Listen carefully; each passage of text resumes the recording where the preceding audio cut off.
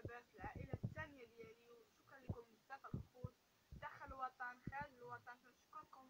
كنشكر الناس كلشي اللي دار ليا ابوني ودار ليا لايك ودار ليا كومونتير ودار ليا اي حاجه. شكرا لكم بزاف، شكرا على الكومونتيرات